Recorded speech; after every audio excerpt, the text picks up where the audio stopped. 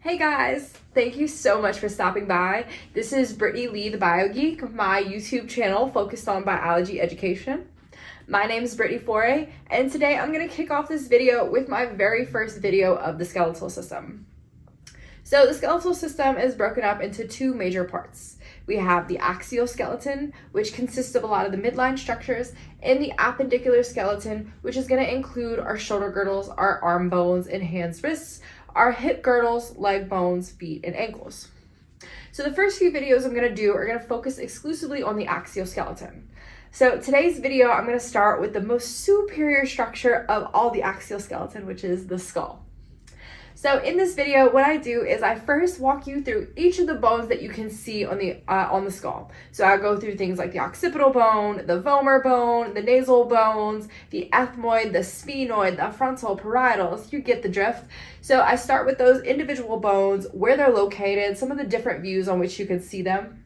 And then from there, I go back to those bones and I start to cover the different landmarks. And so like on the occipital bone, we talk about the external occipital protuberance, the foramen magnum. On the temporal bone, we talk about the external acoustic meatus, the styloid and the mastoid processes. The ethmoid bone, we have the crista galli, the perpendicular plate. So many landmarks. I know the skull is one of those series of bones that really trips people up a lot of times. So I try to go through it in a really systematic way. I try to orient you guys to all the different bones, their orientations, and how you can see them from all of the different views. And then I try to give you a few tips and tricks on what I use to remember some of these different landmarks. So let's check it out.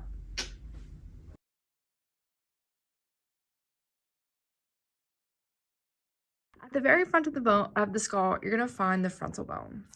The frontal bone is a large singular bone that is located on the most anterior portion of the skull.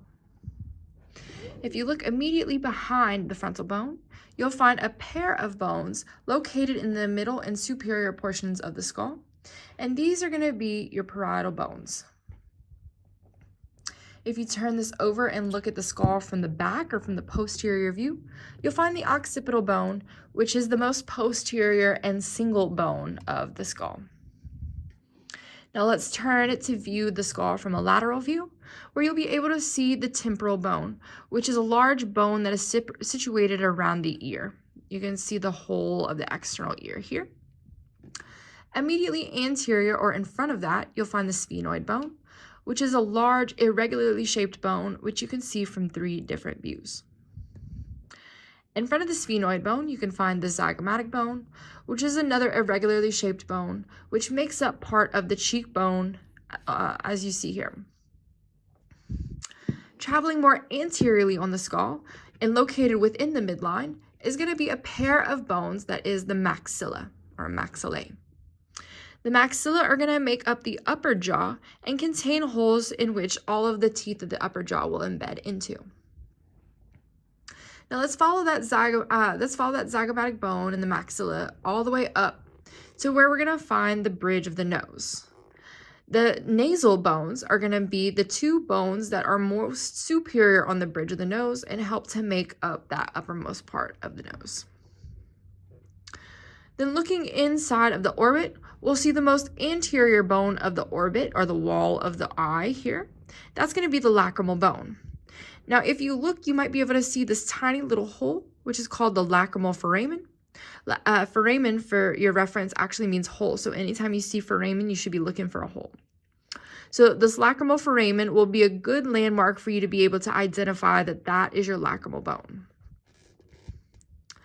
Next, we're going to find the orbit contribution of the ethmoid bone. So the ethmoid bone is another one of those irregularly shaped bones that has several different views. So we can see that ethmoid here. And then making up part of the walls of the nasal septum are going to be the sphenoid bone back here, which remember we also saw here. And then the frontal bone making up the superior most portion of the orbit. Now, lastly, I want to take you guys into the nasal cavity, where you can find two more bones, which is going to be making up the inferior part of the nasal septum here, which is going to be the vomer bone. Making up the superior and posterior aspects of that nasal septum is going to be the ethmoid bone up here. And then located on the lateral walls of the nasal cavity are going to be the inferior nasal concha, which are a bone of themselves.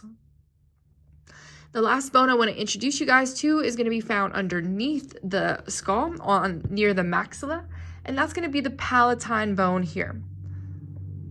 The palatine bone makes up the posterior portion of the hard palate, which is like the roof of your mouth, or oropharynx. So now that I've introduced all of these different bones of the skull, I want to go ahead and introduce the different landmarks of the skull and how you can identify them on an exam. So let's begin with the occipital bone in the back. So on the occipital bone are three major landmarks that you may be able to that you may need to identify on your exam. The first is going to be the large hole through which the spinal cord is going to pass when it exits the brain. Now, in Latin, a word for large is magnum, and a word for hole is foramen. So this opening here, called the foramen magnum, is just Latin for large hole. Now, located on either side of that foramen magnum is going to be two bony protrusions, which are going to articulate with other bones. Now, these are going to be called condyles, and because they're on the occipital bone, they're going to be specifically occipital condyles. So anytime you see the word condyle, you're going to want to look for a rounded bony structure that is going to articulate with another bone. So here you have your occipital condyles located on either side of your foramen magnum. The last structure of the occipital bone that I want to introduce you guys to is going to be this bony protrusion located on the center of this occipital bone. Now, this bony protrusion is also called a protuberance, and because it is on the occipital bone, it is called the external, meaning on the outside, occipital protuberance. So our three occipital landmarks, we had the foramen magnum, the occipital condyles, and lastly, the external occipital protuberance. Next, I want to talk to you guys about some of the landmarks on the temporal bone. And we're going to begin with the hole or the canal that's going to lead you into the middle ear. This is called the external acoustic or external auditory meatus, and this is going to be the bony canal that leads you to the middle ear. The external acoustic meatus is the landmark that I use to center me when I'm looking at this temporal bone. Now, the next two structures are going to be processes. So anytime you see or hear the word process, I want you guys to think about a protrusion of bone, a mass of bone that sticks out from the rest of the bone. So looking at the temporal bone here, you can see two processes here. One is a larger, more rounded bony structure, and one is a thin stiletto-like projection off of the temporal bone. So this larger, rounded, bony projection is going to be called the mastoid process. So this is a big bony mass that is situated more posteriorly or behind and inferiorly or below that external acoustic meatus. Now, if you look inferiorly, right below that external acoustic meatus, you'll see this thin stiletto-like process that's coming off the temporal bone. This one's going to be called the styloid process. And I always remember that because anytime I think of styloid, I think of stylish, fashion, runways, stilettos, and this definitely looks like a stiletto heel. So we had our external acoustic meatus, our mastoid process, and our styloid process here. The next landmark I want to introduce you guys to is going to be the zygomatic process. The zygomatic process is going to be the temporal bone contribution that makes up this bony part of the cheek here. So here you have the temporal bone, and if you follow that to make up the bony part of the cheek, you'll find the zygomatic process here. Now, I think this part's pretty easy to remember because it articulates directly with the zygomatic bone. So if you remember the zygomatic bone is up here, then you should remember that the temporal bone contribution to this arch is named the zygomatic process. Now, the last structure on the temporal bone I want to show you guys is going to be located on the inside of the skull. So remember, first thing we looked at was that external acoustic meatus located on the outside of the skull. If you look on the inside of the skull, we also have an internal acoustic meatus here. Now, the internal acoustic meatus is going to be where the vestibular cochlear nerve, or cranial nerve 8, exits the brain into the skull to reach the inner ear, where the vestibular cochlear organ is located. So if you were to theoretically follow this out to the other side, you would see that it goes in the same direction as the external acoustic meatus. But remember, the external acoustic meatus will be located on the outside or external portion of the skull, and the internal acoustic meatus is going to be located on the internal or inside portion of the skull. Now, the next bone I want to talk about landmarks for is going to be the sphenoid bone, which is a large, irregularly shaped bone that, remember, we saw from two different views already. First, we saw that sphenoid bone making up this external portion of the skull between the temporal and the zygomatic bones. So our sphenoid was here. We also saw the sphenoid bone making up the superior and lateral wall of the orbit located there. And then the last place we can see the sphenoid bone is going to be inside of the cranial vault. Now, the sphenoid bone is a bat-shaped bone. I find it looks like it's shaped like bats with bat wings. It begins more anteriorly here where it meets the ethmoid bone. If you follow it laterally, you'll find where it articulates with the frontal bone.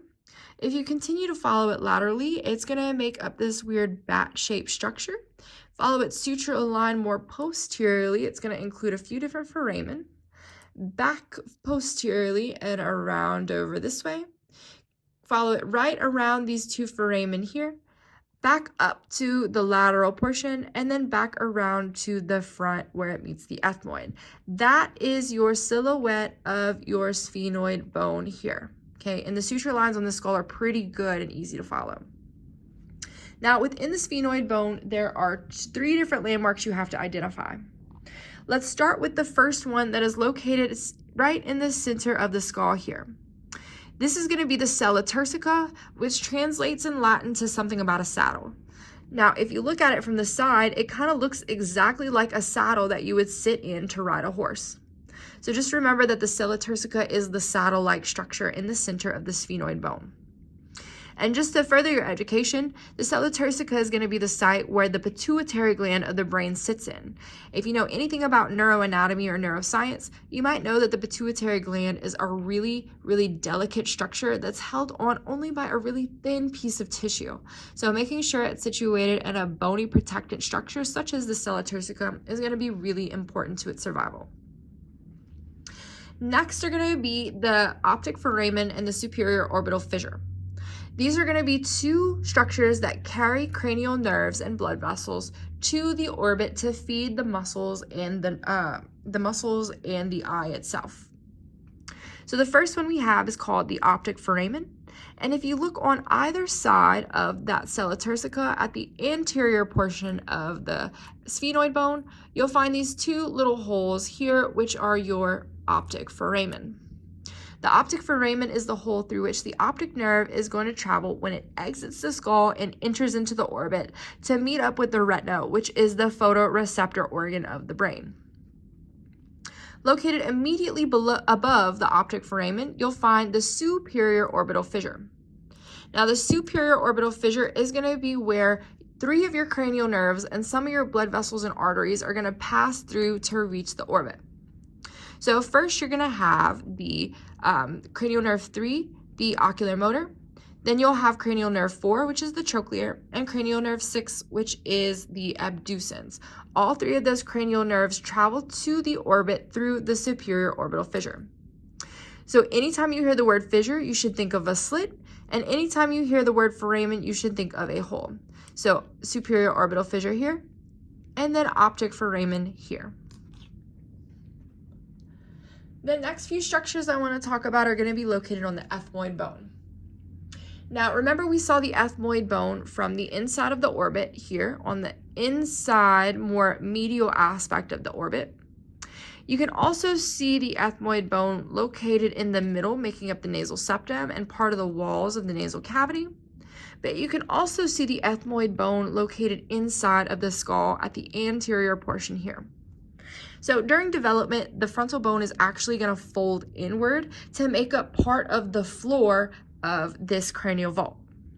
Now, during development, the ethmoid bone is also going to travel from the bottom all the way up until it reaches the inside of the skull here. So it's going to traverse the entire height of the skull, beginning with the inferior portion of the nasal septum here, going up through the skull to where it meets the inside of the cranial vault. So to begin, I'm going to go over what makes up part of that nasal cavity. So the superior and posterior portions of this nasal septum are made up of the perpendicular plate of the ethmoid. So the perpendicular plate is going to meet the vomer bone more inferiorly, and it's the vomer plus the ethmoid that are going to make up the nasal septum. Now, located on the walls of the nasal cavity, we're going to find the middle nasal concha here and here. Now, I don't want you to confuse the middle nasal concha, which are a landmark of the ethmoid bone, with the inferior nasal concha, which are a separate and unique bone. So the inferior nasal concha here are going to be more inferior or located towards the floor, and the middle nasal concha will be located more in the middle of the nasal cavity. So we said middle nasal concha here, perpendicular plate here. Now let's follow this on up until we reach the inside of the cranial vault. So just to orient you guys again, this is going to be the anterior portion of the skull. This is posterior portion, and then this is going to be your midline here, and we're looking at it from the top down, so a superior view. So this little portion up here that penetrates through your frontal bones is going to be the tippy top of the ethmoid bone. And so located here are going to be two landmarks. The first is going to be called the cribriform plate. Now, if you notice, the flatter, more inferior part of this landmark here is a rigid, textured part with these little tiny holes called foramina. So this flatter structure on the side is going to be called your cribriform plate, and the little bitty holes located in that cribriform plate are called your cribriform foramina. So the cribriform plate is going to house your olfactory bulbs, and the cribriform foramina are going to be where the olfactory nerves go through the skull to reach the nasal mucosa, where they can pick up different odorants. Now, this structure that runs more superiorly and kind of sticks out of the top of the cribriform plate is going to be called the crista galli. So the crista galli sticks up throughout the top, and it's going to be the superior most portion of that ethmoid bone.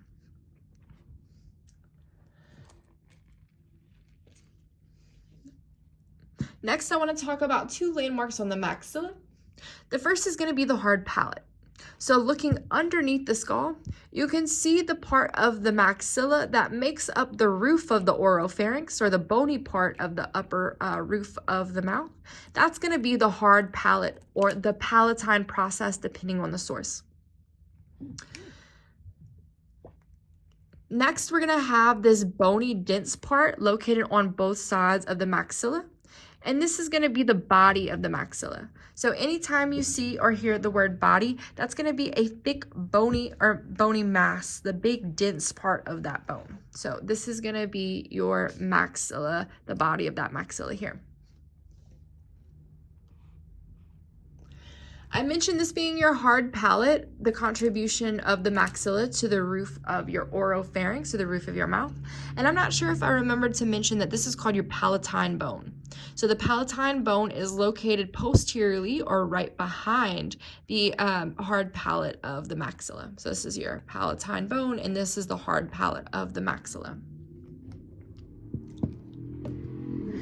Next and lastly, I want to talk about the mandible and the few different landmarks you can find on the mandible. So the mandible makes up the lower portion of the jaw, contains a lot of muscles of mastication, and it's a really dense bone. So on the mandible, there are quite a few different structures that you have to identify. The first is going to be the part of the mandible that articulates with the rest of the skull.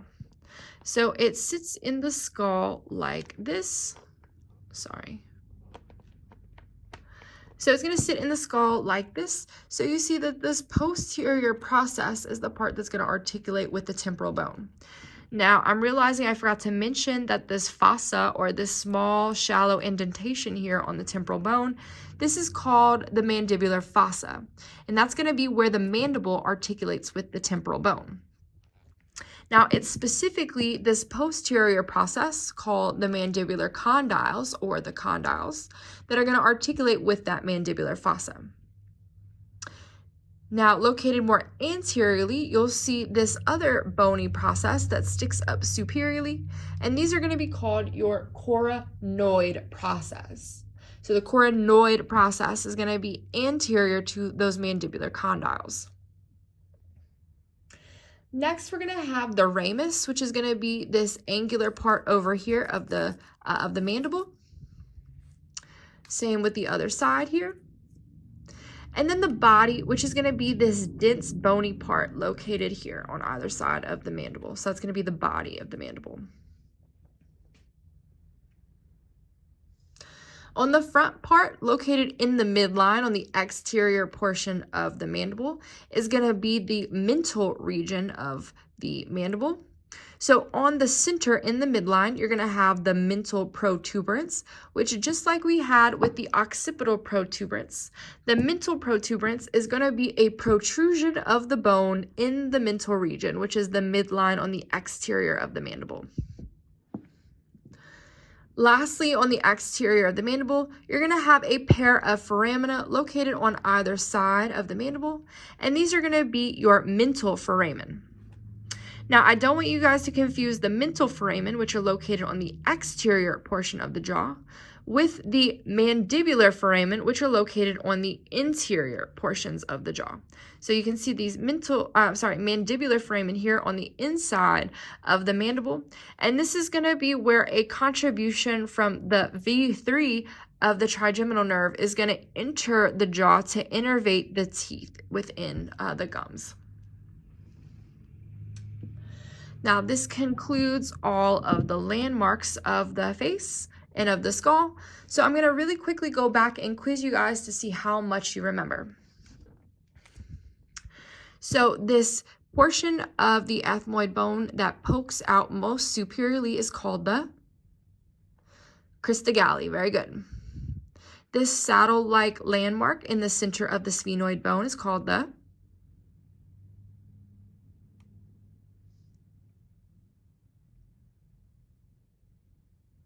sella turcica. Very good. Located on the inside of the temporal bone, leading towards the middle and inner ear is called the inner acoustic or internal acoustic meatus. Very good. Within the sphenoid bone, this tiny hole that carries the optic that's the optic foramen. I gave that one away. What about this shallow indentation here where the condyle of the mandible is going to articulate? Mandibular fossa. Very good. What about this contribution of the maxilla, which makes up the roof of the mouth? The hard palate or palatine process. Very good. What about this skinny stiletto-like process coming off the temporal bone? Styloid process. Very good. And what about this routed projection behind and inferior, so posterior and inferior to the external acoustic meatus? What's that? The mastoid process. Perfect. Let's do a couple on the mandible. The tiny holes that are on the outside of the mandible. Mental foramina. Very good. Not to be confused with the mandibular foramen. Perfect. This posterior protrusion of the bone that articulates with the temporal bone is going to be the condyle or mandibular condyle. Very good. And located just anteriorly to that is the coronoid process. Perfect. Awesome. You guys nailed it. So now that we've finished all of the bones of the skull, I hope you find this a lot easier and more digestible as you're going through this content and studying. Now, I know some institutions and universities allow you to do things like check out boxes of bones and bring them home to where you can use them and study from home. So if that's the case, what I want you to do is take that bone, take that skull, and go ahead and use it while you watch my video. Try to identify the landmarks with me as we go through and see how much you can learn from that. So I hope you found this incredibly useful, and I hope you do super well on this exam. Thank you for stopping by. Don't forget to like and subscribe so that you can stay up to date with all the videos and content that I'm making. Bye.